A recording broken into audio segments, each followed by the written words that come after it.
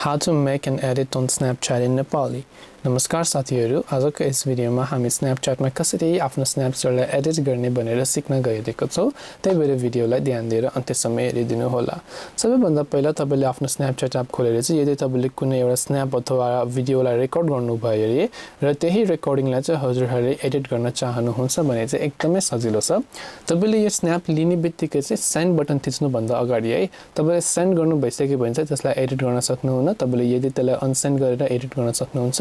तर सेन्ड गर्नु भएको छैन भने यहाँ राइट ह्यान्ड साइडमा तपाईले डिफरेन्ट टाइपको टुल्सहरु देख्न सक्नुहुन्छ। सबैभन्दा पहिला रहेको छ टेक्स्ट टुल, जहाँ चाहिँ तपाईले एउटा कस्टम टेक्स्ट राखेर तपाईले त्यसको फन्ट, त्यसको कलर, त्यसको साइज जे पनि चेन्ज गर्न चाहनुहुन्छ भने त्यो सबैलाई चेन्ज गर्न सक्नुहुनेछ।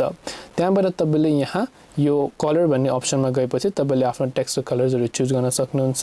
त्यहाँबाट तपाई स्टिकर्समा गएर तपाईले एउटा लोकेसन, एउटा टाइमको स्टिकर अथवा फिल्टर जे भए पनि तपाईले एउटा स्टिकर यहाँ उपलब्ध गराएर राख्न सक्नुहुनेछ। त्यहाँबाट तपाईले कटमा गरे पनि तपाईले आफ्नो स्न्यापच्याटलाई कट गर्न सक्नुहुन्छ र म्युजिकमा आफ्नो म्युजिक एड गर्न सक्नुहुन्छ र त्यस्तै खालको डिफरेन्ट प्रकारका एआई टुल्सहरु, लिंकहरु प्रकारका टुल्सहरु हुनेछ।